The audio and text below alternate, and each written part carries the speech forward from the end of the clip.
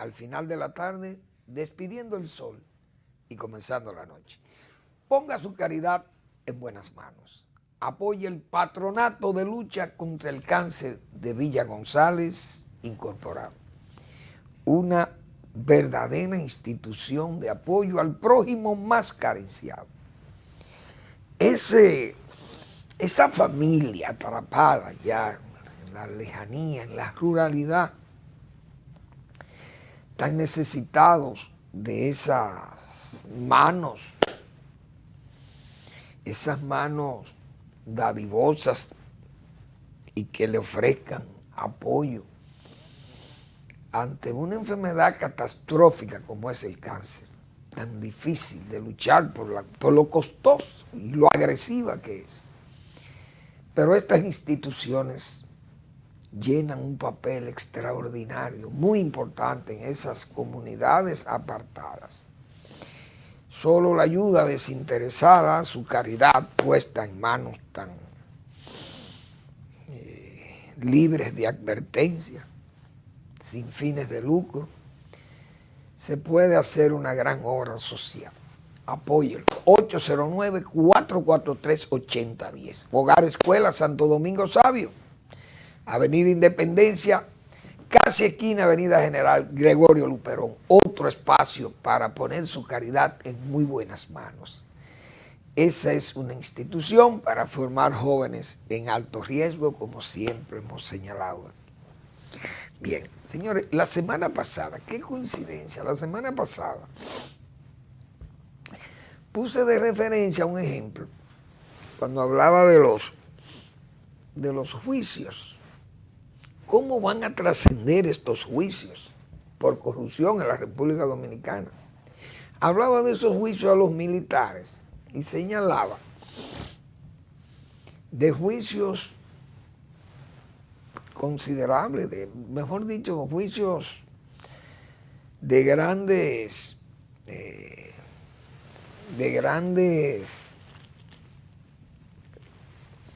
cantidades, de muchos inculpados, como fue ese caso de las juntas, juicio a las juntas, principalmente esas juntas argentinas.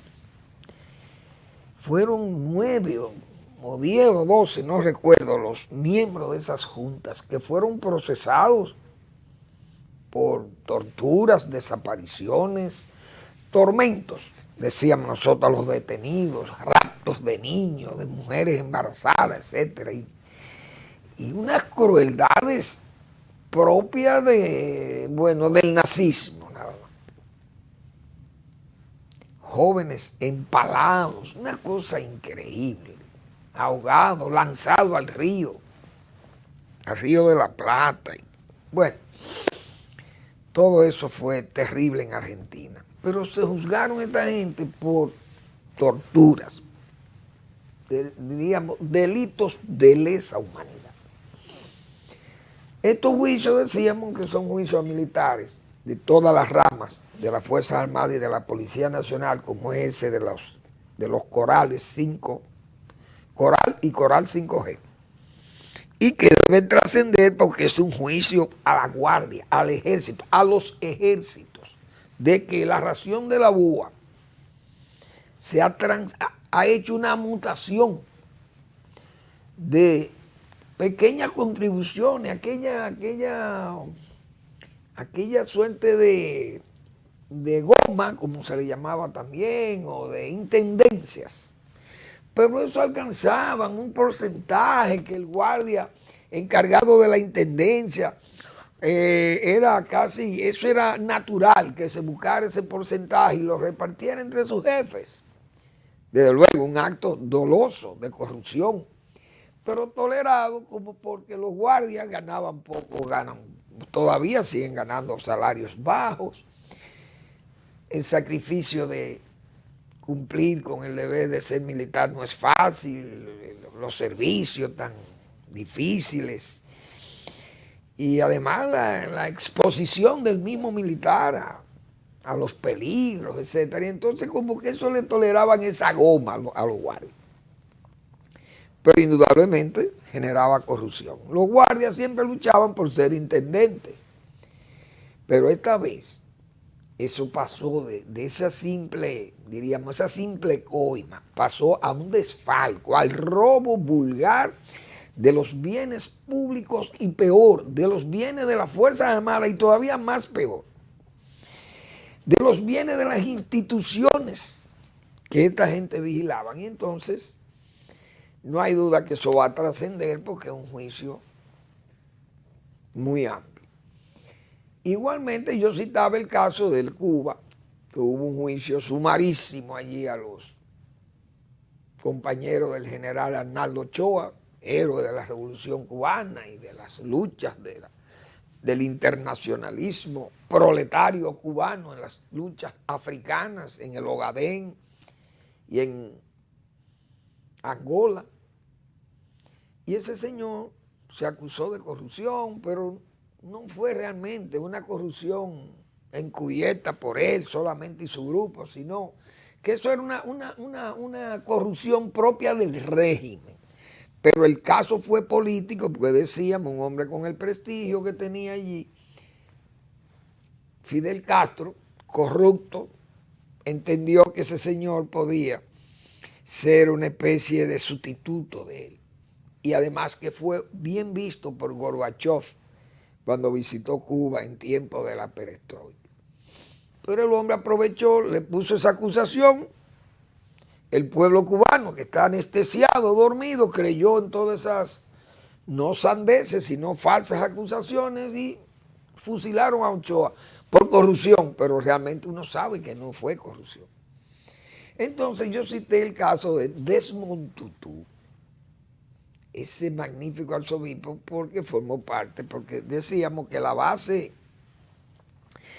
fundamental para juzgar a los argentinos fue la Comisión de la Verdad, el informe de esa Comisión de la Verdad en Argentina, en tiempo de Raúl Alfonsín, pero que también en Sudáfrica, distinto al caso de Argentina, hubo una Comisión de la Verdad que la dirigió Desmond Tutu, precisamente, el arzobispo Tutu, un hombre extraordinario, pequeñísimo, pero extraordinario, y él y Mandela, señores, se combinaron aquellos dos, yo le voy a llamar a aquellos dos Lincoln africanos o Lincoln sudafricanos, que emanciparon a los negros allí, porque, señores, después de ese apartheid, esa política de segregación racial en Sudáfrica, eso escandalizó al mundo. Nadie era amigo de ese país. Ni los propios países blancos eran amigos de los sudafricanos, de los dirigentes sudafricanos. Porque que fue algo tan antihumano, ¿cómo se le puede llamar? ¿Cómo se puede hacer el mal voluntariamente así, en forma tan humillante para esa comunidad negra tan grande en Sudáfrica? Diríamos, multiplicaba por muchísimas veces la poca población blanca que ejercía aquel control. Y Desmond Tutu, señores, mientras Mandela estaba preso, Tutu fue el hombre que llevó prácticamente la lucha con esa resiedumbre moral de él como arzobispo episcopaliano. Un hombre con esa resiedumbre tan firme, de aquel aplomo para luchar con este régimen tan agresivo. Dios mío. Eso era noticia diariamente. Desmond Tutu. Crímenes y los muertos, muchachos jóvenes apaleados por el ejército sudafricano. Bueno, era tal, señores, que las personas que no eran pro-cubanos, que nunca fuimos pro-cubanos ni aceptamos el régimen comunista de Fidel Castro, estábamos de parte. Por eso tal vez yo hablo tan bien de Arnaldo Ochoa. Porque nosotros, señores, todos los latinoamericanos y el mundo se alineó con las tropas cubanas que combatían las tropas sudafricanas en Angola y en Namibia, creo también. ¿Por qué? Porque nosotros, todos los latinoamericanos y el mundo, decíamos, señores, pero esta gente necesita un castigo. Y aquellas victorias tan aplastantes del general Ochoa y las tropas cubanas sobre los ejércitos sudafricanos, lo celebrábamos. Porque es que el mundo odiaba prácticamente, rechazaba ese régimen sudafricano de los blancos. Esa segregación tan vulgar, porque en Estados Unidos se veían los actos de segregación y esas cosas, pero eran menos rígidos. Se aceptaban los negros y ya luego en el 64 o en el 60, sí, Johnson firma la aceptación de los derechos civiles, qué sé yo, una política de apertura. Y todavía en Sudáfrica ya arreciaban ellos como una especie del Ku Klux Klan gobernando a Sudáfrica, algo así. Pues bien, entonces Desmond Tutu fue el hombre que desde la calle apoyó todo ese pliego de lucha de Mandela. Y estas dos gentes, señores, se combinaron para, uno, descubrir la verdad de todo lo que pasó en Sudáfrica con ese régimen opresor y segregacionista de Sudáfrica. Y entonces, ¿cómo estos dos personajes lograron traer la quietud a una sociedad que si la venganza se podía justificar, ahí había que justificar la venganza, señores, porque eso fue una cosa extraordinariamente diabólica, la forma de vida de los blancos contra los negros en Sudáfrica. Pero Desmond Tutu y Mandela se combinaron para traer la paz, apaciguar esa sociedad y que esa sociedad negra aceptara y los blancos aceptaran y se recogieran y vieran la realidad de que la mayoría tenía que dominar en Sudáfrica. Y estos dos hombres frenaron no solamente a la población negra de Sudáfrica, no, sino frenaron a África de ese deseo casi justo o cuasi justo de venganza por todos los desmanes que hicieron esa gente, esos blancos, esos boers de Sudáfrica. Así que Desmond Tutu, que yo lo mencioné la semana pasada como presidente de esa comisión designado por el propio Mandela, pero fue un hombre extraordinario, falleció ayer en Sudáfrica, víctima de un cáncer prostático ya avanzado, de edad de 90 años. Pero fue un hombre extraordinario. Son de esos seres que uno, como yo he dicho, son verdaderos ejemplos en un mundo tan necesitado de ejemplos, verdaderamente ejemplares en un mundo tan necesitado de ejemplos como hemos dicho. Mandela y Desmond Tutu, que en paz descansen esos dos Lincoln sudafricanos o africanos de este siglo, del siglo XX y parte del siglo XXI, o de los dos siglos.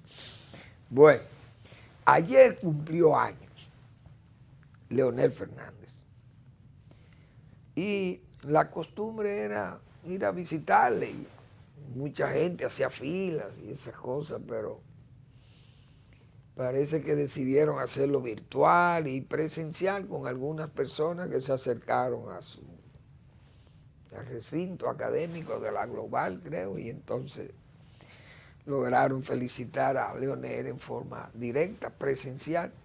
Nosotros, por esta vía también aprovechamos para felicitar al doctor Leonel Fernández por sus años tan fructíferos y nada, que siga su trayectoria política de fortalecer la fuerza del pueblo, su partido que ha creado y que tiene tan buenas proyecciones, y tan buena membresía. Así que muchas felicidades, doctor Leonel Fernández, por esos años que usted ha cumplido y que le faltan muchos años más de servicio al país, que han sido años muy útiles, muy fructíferos para la patria en sus años de, no solamente de gobierno, sino como dirigente político que ha sabido también prestar su sabiduría, su conocimiento, su formación de Estado para que las cosas no se desbriden en la República Dominicana. Muchas felicidades, doctor Fernández. Bien. Yo estaba siguiendo, porque en este programa yo anuncio, ahora no con la frecuencia que lo hacía antes, un pequeño terreno que está en venta en las placetas, precisamente, de San José de las Matas. La placeta, que es un lugar muy bonito, extraordinario, acogedor. Ustedes han visto las imágenes que yo he presentado de esa pequeña parcela de 112 tareas que se ofrecen en venta. Doña Magalis Bello tiene esa propiedad y la ha ofertado en venta en las placetas. Una comunidad de ese municipio, el más ecológico, como yo he llamado a San José de las Matas. El río Bao pasa por ahí, es un río importante para esas comunidades que están siglos utilizando sus aguas en forma abundante, como pasa. Y otros arroyuelos también que son afluentes de ese río Bao, y que el río Bao entonces se convierte en un gran afluente recogiendo todas esas aguadas y caños y pequeños arroyuelos se van uniendo a su caudal y llenan y fortalecen a Yaque. Y Bao es un río importante porque hay una presa, la presa de Bao, que es cercana a la presa de Tavera. Esa comunidad ha entrado en un verdadero, como una especie de tira y jala, pero hay una autoridad, que es la autoridad técnica, la IEGIT, que tiene planeado hacer una presa, la presa de las placetas. Eso ha traído muchos inconvenientes. Los técnicos muchas veces hacen planes, hacen proyectos que lo ven técnicamente muy bien, viables, y obvian la cultura, obvian la forma de vivir de la gente en sus comunidades, el aprecio que tienen por esos recursos naturales. Se crean organismos u órganos para defenderlos en las comunidades cuando alguien trata de ir a agredir el ambiente ecológico de la zona, porque el agua de esos arroyos y de esos pequeños ríos, que luego se hacen grandes, pero son tan útiles y son tan vitales para esas comunidades que no quieren correr riesgo.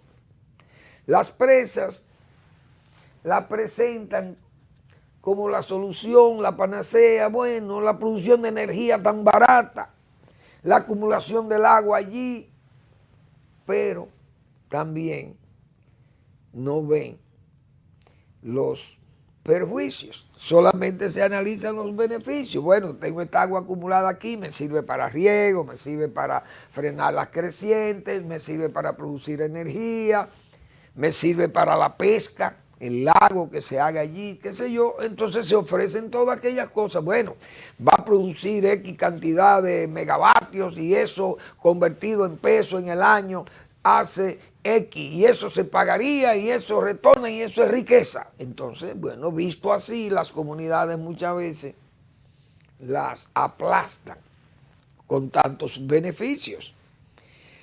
Pero se obvia, repito, la parte ecológica. Yo he hecho el caso aquí, he mencionado un caso muy, muy especial que fue el de Jarabacoa, porque el proyecto Manabao de Jucal Taveras, fue un proyecto que uno de los técnicos más responsables y más serios de este país, y más capaz, como fue Marcelo Jorge. Marcelo Jorge, el ingeniero Marcelo Jorge, diseñó ese proyecto y lo diseñó bien.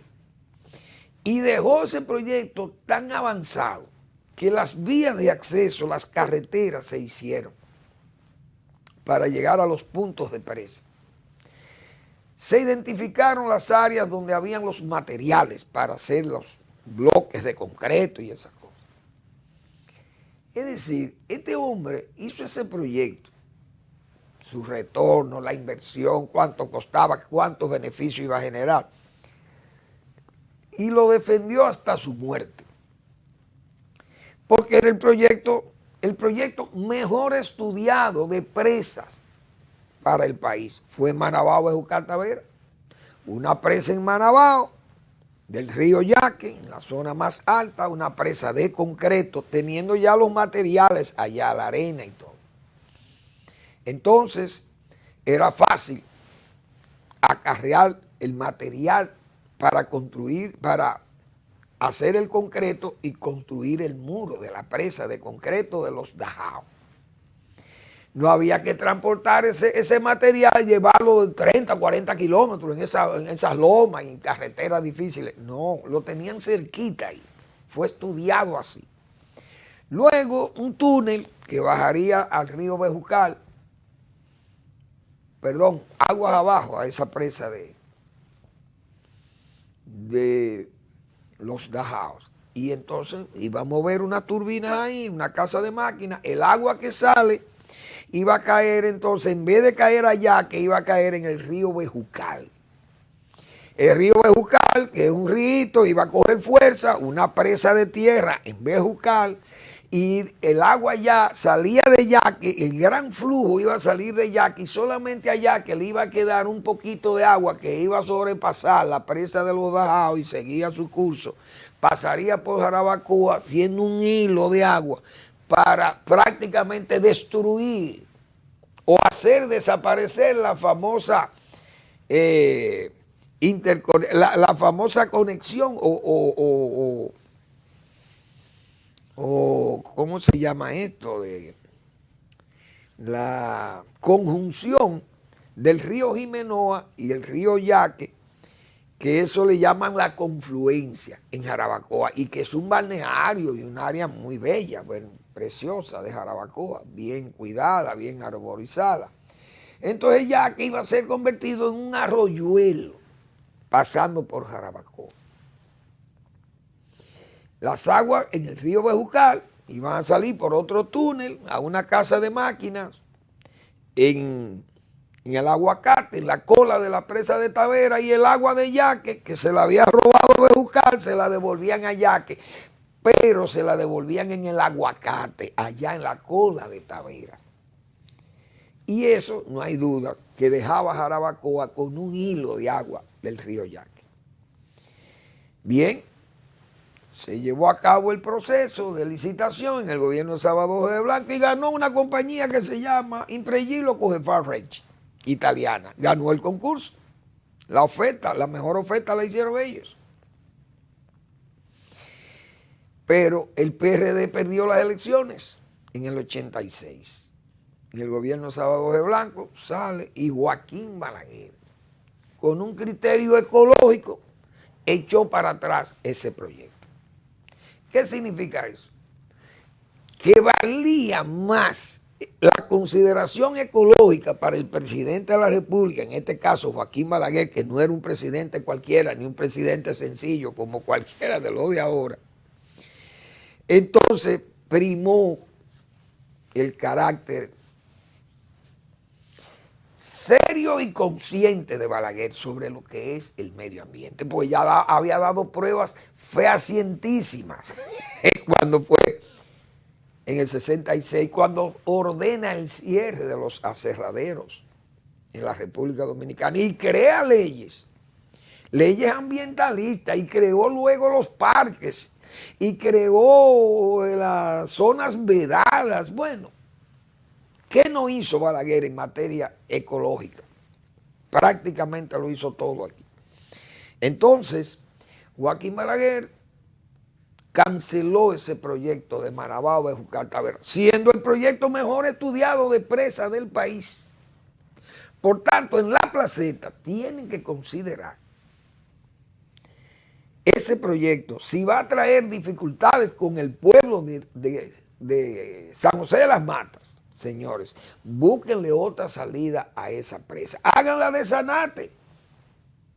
¿Por qué el gobierno no se interesa en hacer una presa, por ejemplo, que le garantice agua al polo de desarrollo más importante que tiene el país, que es la zona de Punta Cana y Bávaro, que el agua que se bombea y ya está, pronto será salinizada, porque hay una infiltración de agua salina a esos pozos que ya son demasiados pozos.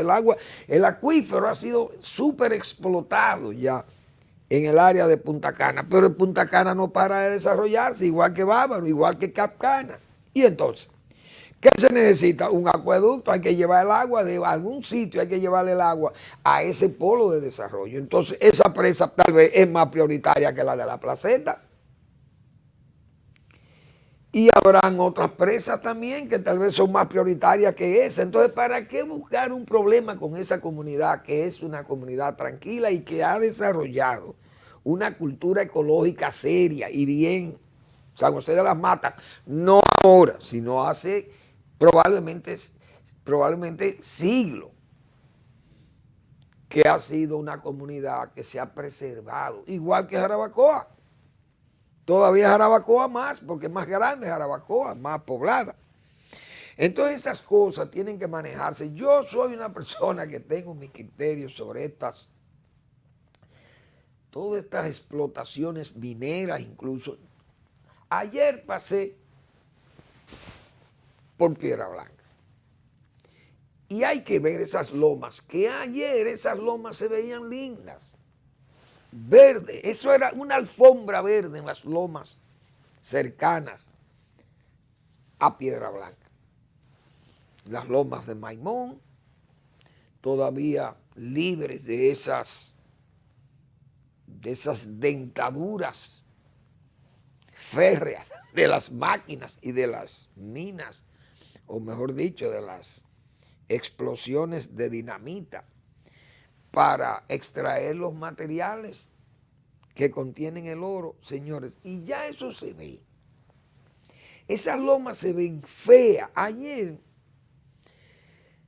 una persona que iba conmigo del extranjero, una persona extranjera, miró la loma y le llamó la atención. Y me dice, ay, pero mira cómo se va destruyendo esa montaña. Y digo, bueno, eso es parte de la extracción de oro, de la Barrick Gold, que está extrayendo el oro de esas montañas, pero esos son los problemas de la minería, decía yo, a cielo abierto, que depredan demasiado y se ve mal, y entonces acaban con nuestras lomas, y nuestras lomas, nuestras montañas son bonitas, son productivas. No son como esas montañas que usted ve, por ejemplo, esos Pirineos. Ese Pirineo español, por ejemplo.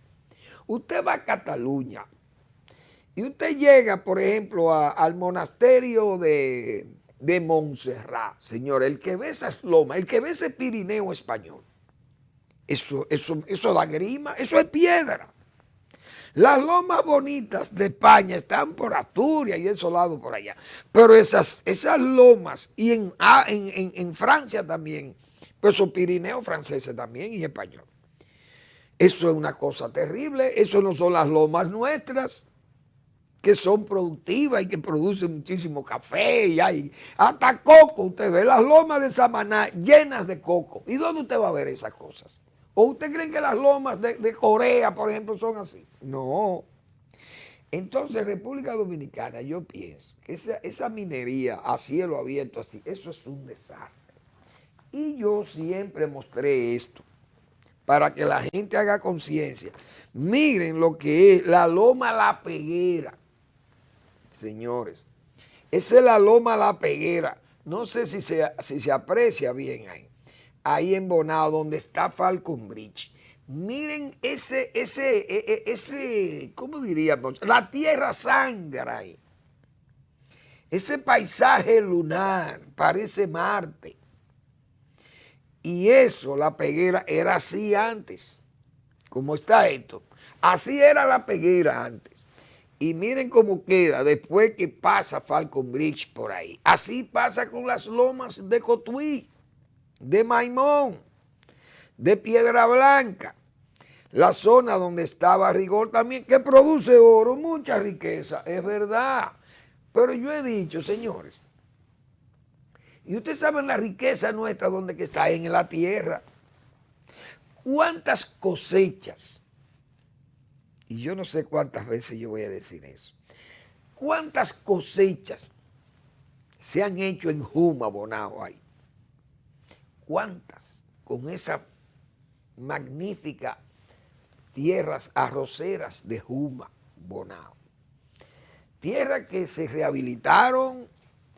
Ese proyecto le hizo un trabajo técnico extraordinario en el año 1989 y se prepararon esos terrenos con unos estudios ya previos que había hecho la FAO y el Programa Mundial de Alimentos de las Naciones Unidas, igual que el PNUD, el Programa de Naciones Unidas para el Desarrollo, el gobierno dominicano, en este caso, el Ministerio de Agricultura y el Instituto Agrario Dominicano. Y Joaquín Balaguer entendió que el Instituto Agrario Dominicano tenía mayores posibilidades de hacer el trabajo que se hizo ahí que el propio Ministerio de Agricultura.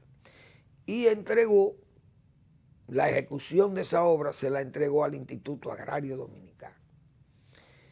Y las autoridades del Instituto Agrario en ese momento, 1989, decidieron parar ese proyecto para rediseñar el nuevo sistema de producción cuadriculado de ese proyecto de Juma, que hoy es una belleza.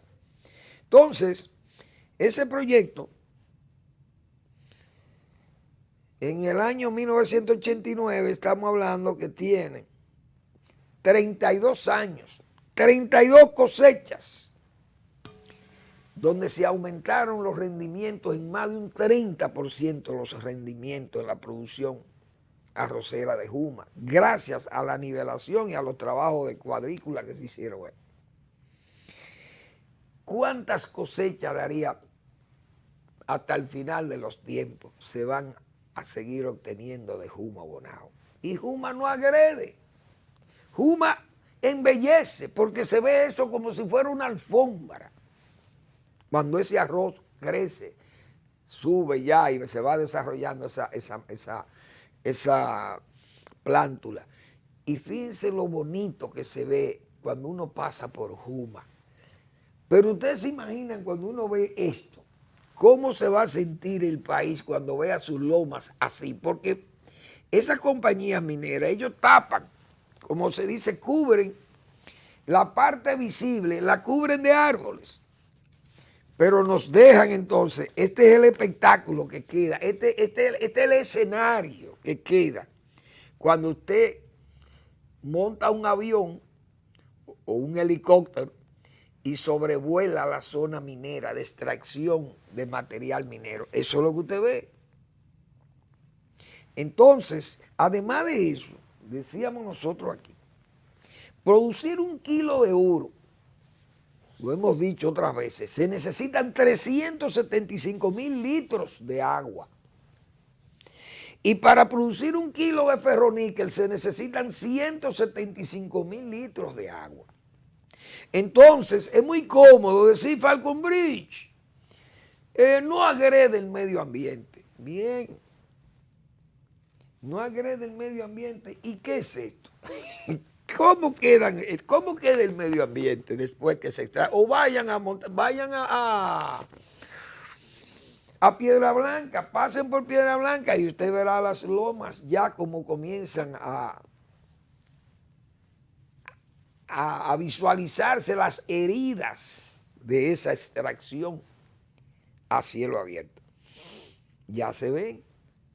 Entonces, yo creo que debemos hacer conciencia, porque esa misma Falconbridge solamente no es ese el daño, sino que ahí hay un canal, como yo he dicho, que extrae 6 metros cúbicos por segundo de agua de la presa de Atillo para llevarle agua a esa planta. Por eso que acabo de decir de cuántos litros se necesitan para 1 kilogramo. Aparte de que tienen 2 plantas eléctricas ahí que producen energía para venderle al país, pero consumen agua, las calderas y mucha agua. Es decir, que no es tan... Si uno busca el beneficio de esa minería a cielo abierto así, hay que ver los perjuicios de eso también. Entonces esos proyectos vistos por los economistas, usted ve algunos economistas de estos perfumados, como se llama, y de lo que han vivido siempre, de todas esas inversiones extranjeras y buscando sus asesorías y sus revisiones, han vivido como príncipes. Entonces esos son los que tratan de influir con su pluma o sus voces, la alquilan y entonces tratan de influir para que los pueblos, los gobernantes tengan que ceder ante las presiones de esas multinacionales y el desarrollo, y que la minería es buena porque la minería ayuda al desarrollo, pero ¿y qué nos dejan después?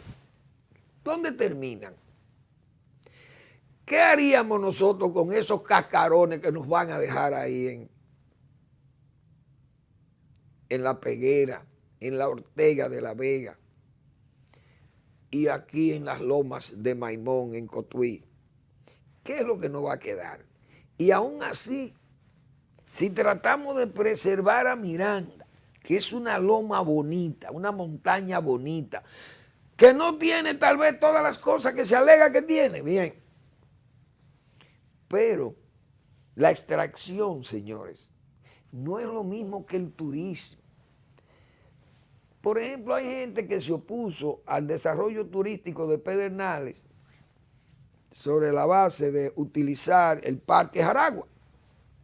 Bueno, porque no se puede agredir, porque el Parque Jaragua tiene muchas especies de faunística y especie florística que no se puede extirpar, no se puede dañar, no se puede agredir, y entonces eso va en contra del beneficio que deja el bosque, tanto el bosque seco, el bosque húmedo, semihúmedo, intramontano, qué sé yo. Si se hacen todas esas objeciones, entonces, bueno, el turismo sería una agresión también al medio ambiente. Pero ¿ustedes creen que la agresión al medio ambiente es tan dañina como lo hace la minería? No es verdad. Porque uno va a Capcana, usted va a Punta Cana, usted va a Bávaro, usted va al Cortecito, qué sé yo, allá en Nisibón, y sigue por todo eso, y a Miche, usted llegaría por ahí. Y a Samaná. Y no es verdad que el turismo ha destruido todo aquel ambiente de playa. La playa, cuando yo iba a Juanillo, que era una montería y que por ahí solamente habían rolones y aves de tal vez migrantes que pasaban por ahí. Y usted iba por ahí a Juanillo, yo recuerdo, y lo que encontraba era un breñal, como dice. Ahí no había nada, pero una playa bellísimas, pero no había nada. ¿Y qué generaba? ¿Qué riqueza generaba aquello? Entonces un bosque semihúmedo en una caliza arrecifal, costera, toda la zona de Yuma, el Naranjo, qué sé yo, y esa zona pegaban por allá, por Baigua y todos esos pueblos, esos caminos que hoy todavía están sembrados de caña por el Central Romana, caña de azúcar. Bueno, y eso, Yuma, ¿qué era? Un sitio de pescadores prácticamente. Hoy el turismo ha desarrollado a Saona, desarrolla la zona de Bayahibe, que eran unas playas muy lindas, pero en Bayahibe no solamente estaban las playas, y esos son unos cocoteros viejos, mal cuidados, y un breñal, como se dice. Hoy uno va a todo ese litoral está dentro de un parque que ha tenido que, como dice, agredirlo porque hay que adecuar los sitios para hacer los hoteles, las instalaciones, y se han hecho las instalaciones. Yo recuerdo que le instalé unos equipos, los equipos de bombeo al Club Med, esos equipos que se instalaron, y eso era todo desolado, solamente estaba el Club Med, el Club Mediterráneo. Y hoy, ¿qué hay en ese polo de desarrollo? ¿Cuánto empleo, cuánta riqueza? Todo lo que ha generado eso para el país. Vamos a hacer una breve pausa y volvemos.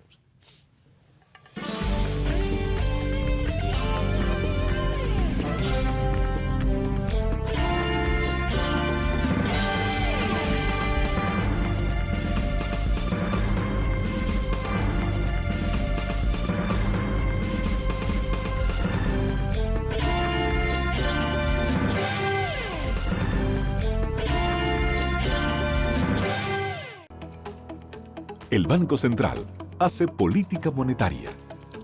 Para ello, utiliza la tasa de política monetaria, buscando incidir en las tasas de interés a que los bancos captan ahorros y prestan para el consumo de los hogares y la inversión de las empresas. El objetivo de la política monetaria es mantener la inflación en torno a una meta definida por el Banco Central, logrando la estabilidad de precios y contribuyendo a crear las condiciones para un crecimiento económico sostenido. Banco Central de la República Dominicana, por la estabilidad y el crecimiento. Libre, para poder pagar la uni desde donde esté. Libre para checar que me pagaron sin gastar mi internet. Y para hacer mis transferencias sin tener que estar buscando Wi-Fi. Para poder ver lo que tengo en mi cuenta sin que se me acabe la recarga. Ay, sí, lo fácil que es de usar.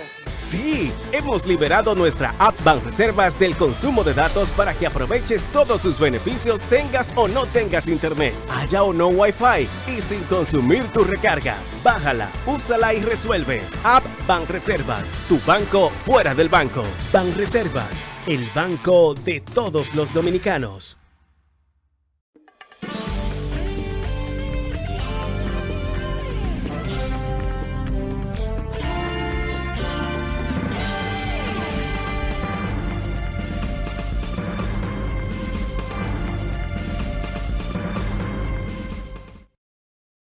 Sinceramente, que hay que hacer conciencia de estas situaciones medioambientales, económicas, ecológicas, sociales, sociológicas, qué sé yo, tenemos que conciliar esas cosas y las comunidades. Pienso que los técnicos tienen que respetar las comunidades. Se puede hacer desarrollo, ya lo he explicado por la parte que yo entiendo, el área turística, la parte de agrícola, la parte minera, etcétera. Pero nosotros debemos hacer conciencia si queremos cuál de estos dos escenarios es que queremos. Y aquí, si nos llevamos de algunos, yo creo que ahí ya se ve más o menos bien. Ahí se distinguen los dos. ¿Qué es lo que queremos? ¿Ustedes quieren el ambiente lunar de abajo? Ni siquiera lunar, la luna yo creo que luce más bonito. ¿O preferimos el de arriba? Porque la minería deja mucho dinero, es verdad, pero si nos llevamos de las voces y plumas alquiladas, repito, y de los técnicos y economistas que muchas veces quieren promover las cosas desde la óptica económica, pero no ven la parte ambiental, ¿cuál de los dos prefieres como ciudadano de este país que se llama República Dominicana? ¿Beneficios inmediatos por el de ahora, por ese daño ecológico, o que nuestras montañas luzcan así?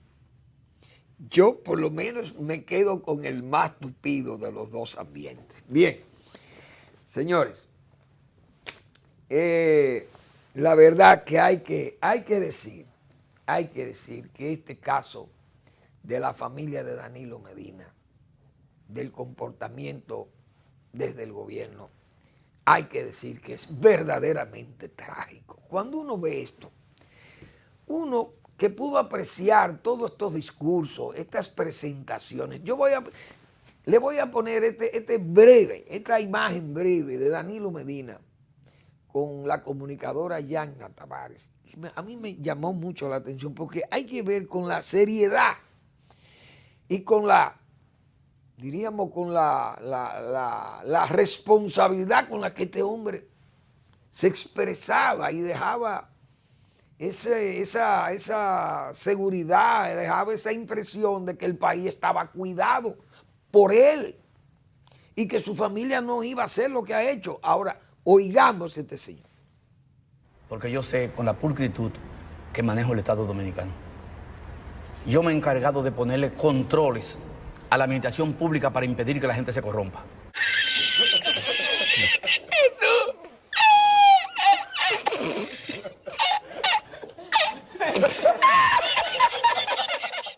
Eso que mueve a risa, porque uno sabe que esas son cosas.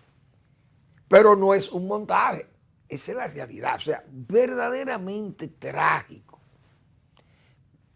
oír de la voz de un presidente de la República. Y eso, señores, que lo que se ha extraído es lo esencial prácticamente. Fíjense cómo titula el periódico El Nacional. El clan Medina infló en 243% precios, equipos para el sector eléctrico. Ahí está, ese es el titular del Nacional.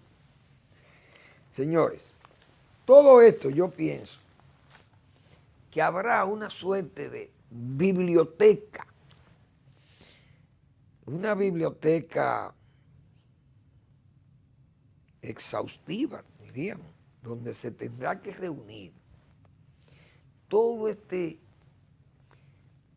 legajo, todos estos libros que va a dejar estos juicios, estas investigaciones que se han hecho, de estas malandrinadas, todo ese malestar que le ha creado toda esta familia al Estado, al pueblo dominicano, porque es que es imposible que uno pensara que podía haber tanto daño, que podía haber una política tan, diríamos, tan criminal contra los bienes públicos. Y los periódicos de esta mañana, aquí te lo oí. El hoy trae que el Ministerio Público inmoviliza más de 500 millones de pesos y 500.000 dólares. Ministerio pide decomiso de 17 vehículos y 11 inmuebles a hermanos del expresidente Danilo Medina. Eso nada más a Alexis Medina y a la señora Carmen Medina Sánchez. Carmen Magali, le fueron inmovilizados más de 42 millones. Se pide decomiso de apartamento en Torres Lloret del Mar. Bueno, esto lo publicó el periódico Hoy. Y todos los periódicos han publicado porque es el informe que ha pasado la Procuraduría General de la República y que ha tenido que hacerlo público para que la gente conozca todo este crimen. Porque eso es verdaderamente un crimen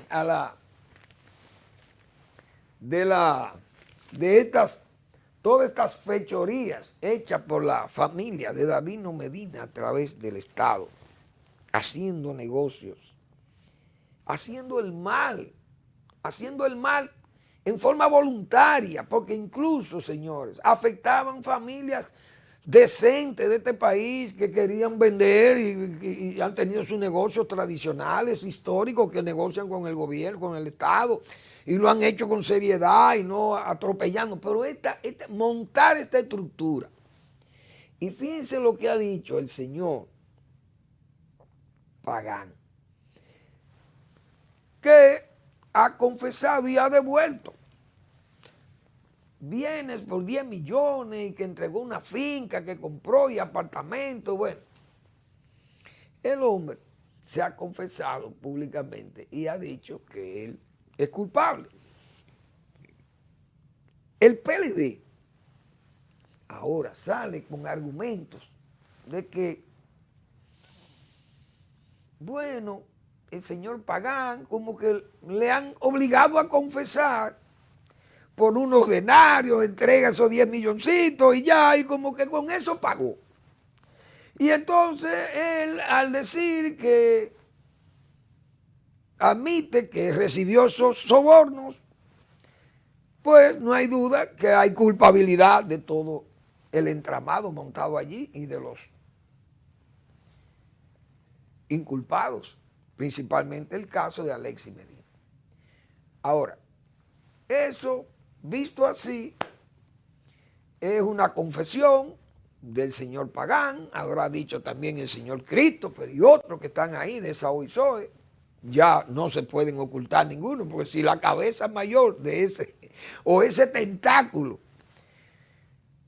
admite que sí, que él es culpable de todo eso, y ahí es que hay una gran, diríamos, una gran parte de esos tentáculos del pulpo que lograron captar esas construcciones hospitalarias y de la zona de la salud. Ahora, ¿qué es lo que subyace? Que uno también se queda pensando, ¿por qué la Procuraduría General de la República no ha actuado? Por ejemplo, 243% precio en los equipos inflados en el sector eléctrico. Pero ¿qué ha pasado con la gente? ¿Y dónde están los administradores de esa área? ¿O en qué expediente que van a ser incluidos esta gente?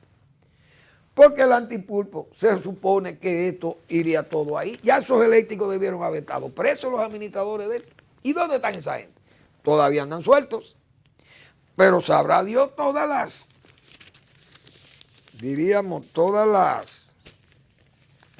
actividades de borrar pruebas o de hacer muchísima diablura tratando de ser lo mínimamente inculpados de delitos graves, que los hay, porque donde hay un 243% de inflado los precios. Es un robo vulgar.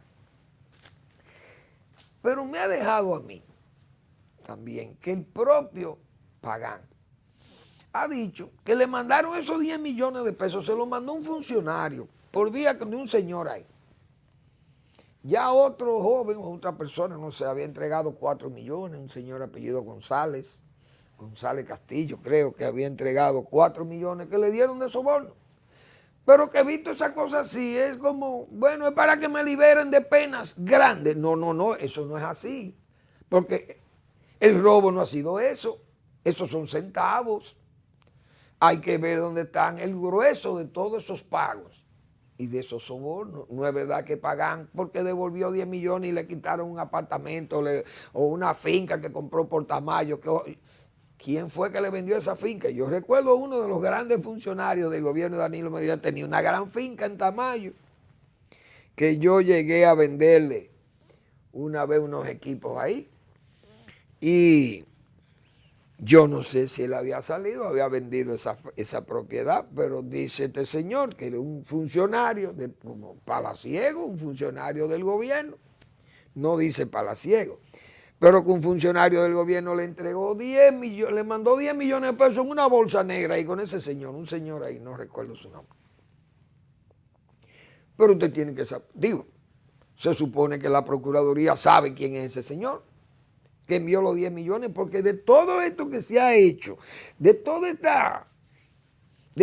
legajo, de toda esta biblioteca, como yo he dicho, señores, después de esta bibliografía que se ha levantado ya, porque esto va a dar para varios tomos, que se ha levantado de este caso, nada más del antipulpo, óigase bien, con todo lo que falta. Pero no hay un funcionario de Palacio inculpado. Es decir, nadie de los que moraban allí, en ese pasillo tan oscuro del poder mal ejercido, del poder corrompido, de ese poder montado allí nada más para hacer el mal voluntariamente, como señalamos antes. No hay una gente, pero en ninguno de los casos, ni en el Coral 5G ni 5, o Coral y Coral 5G, ni un funcionario palaciego. Del antipulpo, no hay un funcionario palaciego señalado en ninguno de los casos. Del caso Medusa no hay ni un funcionario palaciego. Es decir, nadie daba orden del palacio. O alguien pedía información al palacio ante tantos desmanes y tantos desórdenes, porque señores, con esto, con inflar en 243% los precios de equipo para sectores eléctricos, no hay funcionario o nosotros no trabajamos en el gobierno. Señores, yo era encargado de INEPRE, yo recuerdo, en San Juan de la Maguana y en La Vega, en los años de Balaguer. Y para nosotros regalar un saco de arroz, óigase bien, para uno entregarle algo que le pidiera una organización política, por ejemplo, la Cruzada del Amor. La Cruzada del Amor pedían para regalar, porque ¿qué se iban a quedar con 5 sacos de arroz? Mira, Manuel Fermín, tú no puedes regalar 5 sacos de arroz. Un arroz que muchas veces no era, o la mayoría de las veces, no era arroz contabilizado en almacenes, porque era producto de los muestreos que se hacían a los arroces que llevaban los molineros a INEPRE en camiones de arroz. Entonces hubo que hacer un chequeo, un muestreo saco a saco, saco por saco. Se perforaba con un calador, se perforaba el saco, porque los molineros eran muy astutos, muy corruptos también, y querían meter gato por liebre. Es decir, el arroz de mejor calidad lo ponían alrededor de las barandillas del camión para que el muestreador fuera, tomara las muestras por las endijas, y entonces ese arroz le iba a dar de una buena calidad en el laboratorio, pero en el medio ponían calidades de arroces inferiores a lo de los lados. Y entonces hubo que tomar la decisión de muestrear los sacos, saco a saco. Bajando del camión se muestreaba cada saco con un calador, se punzaba ahí. Entonces, eso generaba muchos sacos de arroz, se generaban en una cosecha donde se compraban cientos de miles de quintales de arroz, hasta millones de quintales de arroz en la cosecha, y entonces se generaban mucha cantidad de arroz que se utilizaba para fines sociales.